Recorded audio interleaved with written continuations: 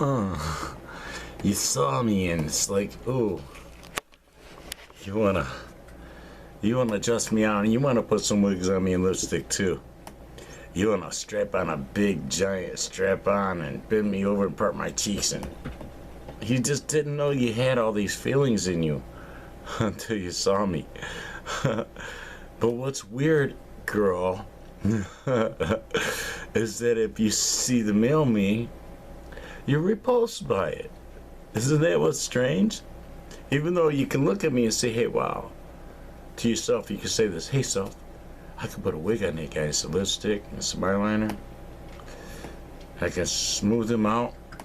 He's small and pretty with a plump feminine booty and a small waist. Shit, I could get me a strap on. I can live out all my dirty fantasies with this guy. But you don't see that when you look at the male me, the Jimmy Riley. Yeah, you may have met his wife / sister, Nikki Riley, from the band Hail Your Highness. Hell of a drummer. Oh, just blow your fucking mind, yo. I'm kidding. Nikki Riley wouldn't have nothing to do with Jimmy Riley, okay? AKA Vincent Nick Ciafani, but we killed Vinny off. That's why I'm here, okay? It's like we're addressing, pseudoism, fakeness, okay? I haven't had breakfast yet. It's like 2:31. I'm drinking and smoking breakfast. I'm almost done with this bottle of vodka. And then I'm going to be back on a straight and narrow. Tomorrow I won't be doing vodka. I'll be taking a little bus to go get a vape cartridge to replace this one.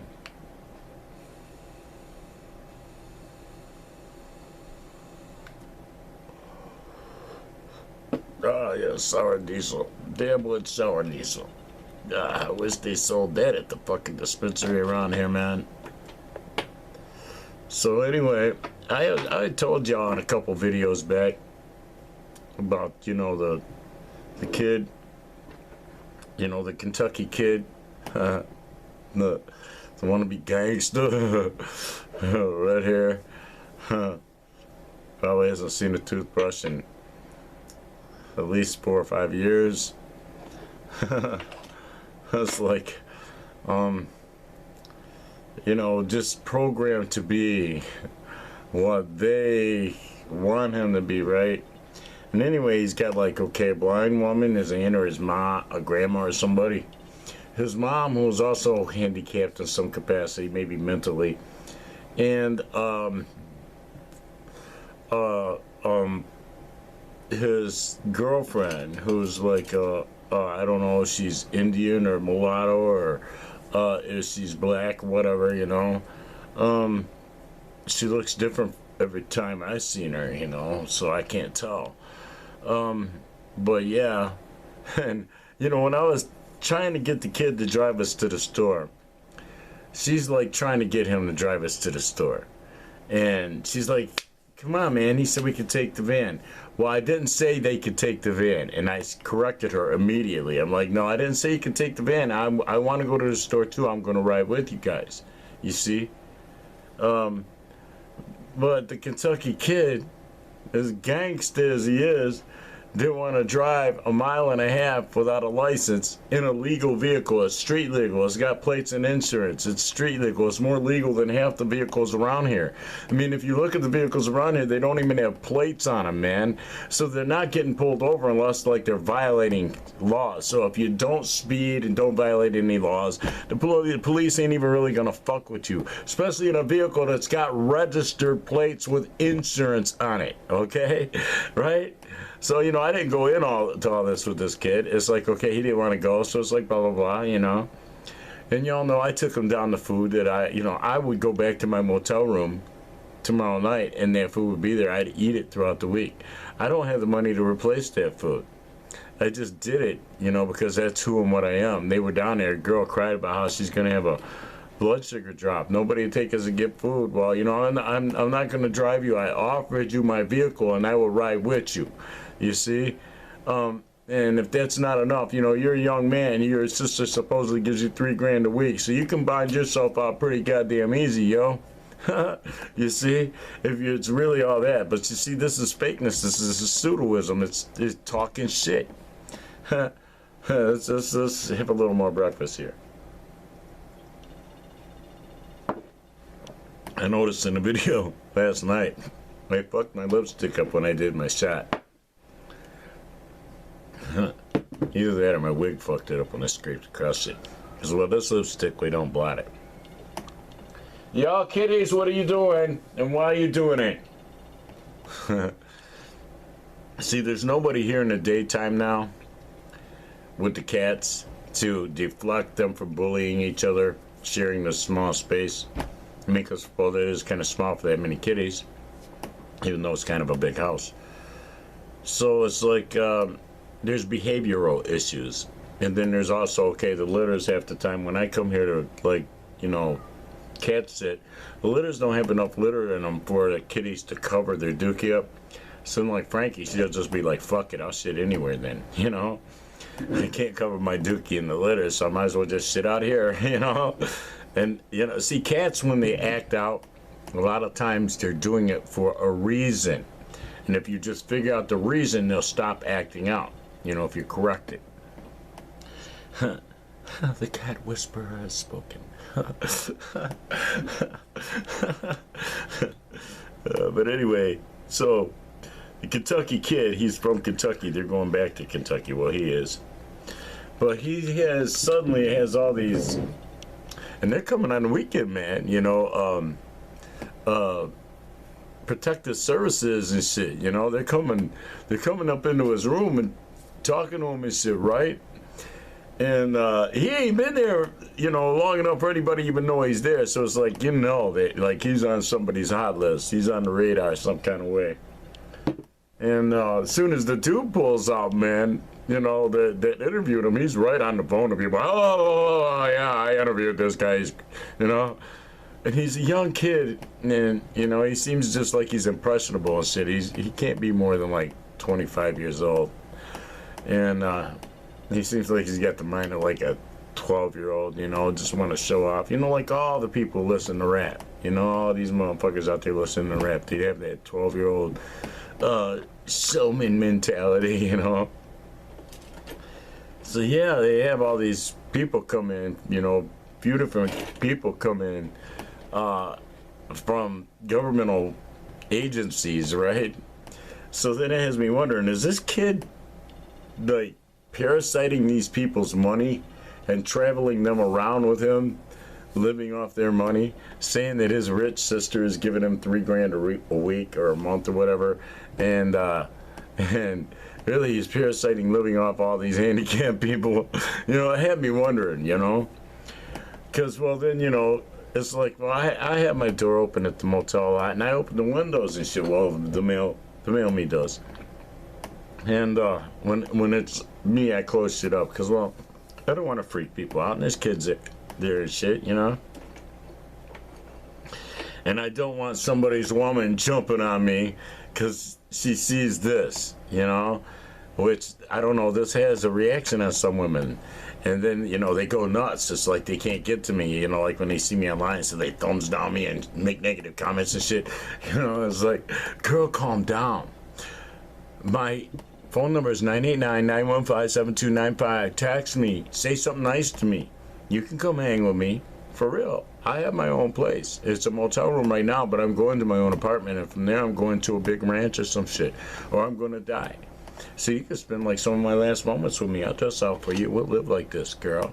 Yeah. I'll be pretty for you. Just like you're pretty for me. I'll reciprocate, baby. You know, whatever you give, I will return, you know, on whatever level I can. I don't know what makes me say dumb shit like that, but it's the truth, okay? I need to eat. I had the same blood sugar issues. I watched the Kentucky Kid. He's not gonna. His girl sitting down there crying. I'm going to have a blood sugar drop. Oh, I feel sick. It's like she can't walk down to the store. He's too goddamn lazy to walk down to the store. I try to tell him, okay, me and my dog walk down a marathon. It's like a mile and a block or some shit. Then a mile and a block back. You can't walk 2 blocks to feed your girl. You know? And across the street from the marathon is Singh's Rochette's store. It's Singh's store. It's like it's a grocery store. There's food there just like a Save-A-Lot. It's just a little more expensive, right? Because, well, the buses weren't running. I told you that in the video. He won't do it. Cowardly little lion. I felt bad for him, but I didn't feel compelled in my spirit to drive them to the store. You see, not having Aslan. If I didn't have Aslan with me, I would have drove him. But I had Aslan, so it's like, no. You know, that's my buffer, that's my sign. Offer the use of the vehicle, ride with them, go, you know, you go get you some shit while you're there at the store. You see what I'm saying? But don't offer. You see what I'm saying? I'm like protected by the spirit, but I have to roll with the spirit to you know, stay in that, right? Because, well, I'm not a scofflaw, and I'm not out looking trying to have any problems with any government officials. I'm not trying to get under anybody's radar, and I'm not trying to get arrested, you know? You see? There is a point where, okay, there's no buses, and there's people hungry, so I kind of felt like I should drive them. But there's also the thing that they have other people that brought them there. There's people that, you know they're there and know they didn't have food. It was like, okay, can't they just text one of them to come take them to the store? You know, see, there's that. Then I took my breakfast food, you know, my sausage and my eggs, you know, which I could have lived on for another few days. And you don't even smell it cooking later, right? And then the kid's out there, he's got his little earphones on for his little phone because he's talking, right, supposedly. And he's talking really loud. Right? Just advertising his business all over the place. He's like, yeah, there's probably nobody else real gangster living in that hood but me. Man. It's like, bitch, you ain't a gangster. All right? You was too scared to drive 1.5 miles with no license. A civil infraction. Okay? You're not a gangster, kid. For real, you're not a gangster, all right? In this state, I'm more of a gangster than you are, and I don't even go outside like this, okay? It's like, you think you're a gangster. Oh, shit.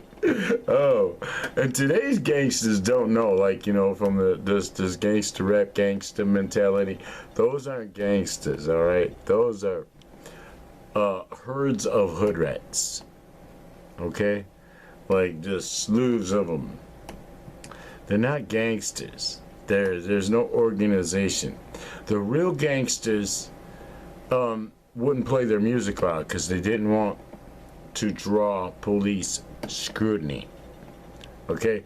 Real gangsters a lot of times would dress really nice, like maybe even in a suit, so that you wouldn't mistake them for a thug. Did you know that? Yeah.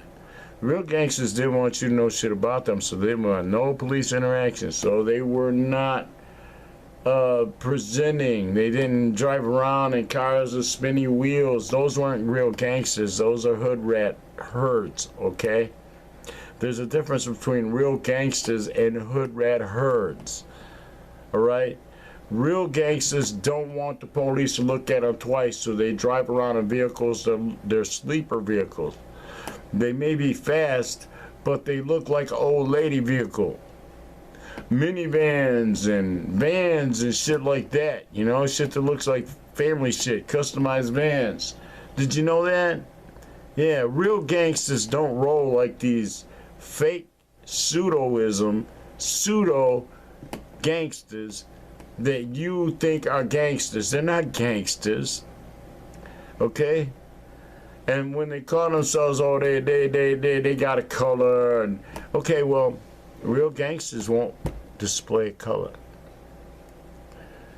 hood rat herds will, but real gangsters will not represent that they're gangster. Okay? That's like a bitch bending over and presenting to somebody they want to fuck them. These motherfucking hood rat herds people, they think they're gangsters. They're running around with their pants down around their fucking ass because they don't know that, hey, the real gangsters had money. And they had hoes. So they got picked up by a hoe who brought them a belt when the white man took their belt. They could afford $5 for a new belt. But the motherfuckers who were just ghetto, pretending to be gangsters, pseudo gangsters, you saw them walking home from jail because they didn't really have no hoes. And you saw their butt hanging out because they didn't have no women or family or anybody that would bring them a motherfucking belt. So then when you see these motherfuckers who want to perp that, they wearing belts, but they won't tighten it up, cinch it up to keep their pants up above their butt cheeks. They presenting to the men. Please come fuck me in my ass, Mr. Policeman. See my spinny wheels? See my butt cheeks? Hear my music thumping loud enough to shake the windows of the old lady's house? Yeah, I'm a nuisance to society. I'm a gangster. Gangsterism is not about being a nuisance to society like what? These Jew slaves, you know, from Snoop Dogg, niggas with attitude, Dre, and all these motherfuckers forward, and everybody they empowered and lifted up and put in the mainstream to fuck with your mind for their white masters? Because they're slaves to Israel, yo. Yeah, for real. Every last one of them. Ask Snoop what he did today.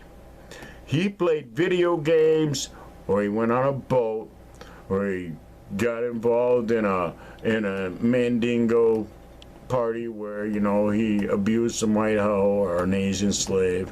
You know, some dumb shit like that. He smoked a lot of weed. He didn't do anything good.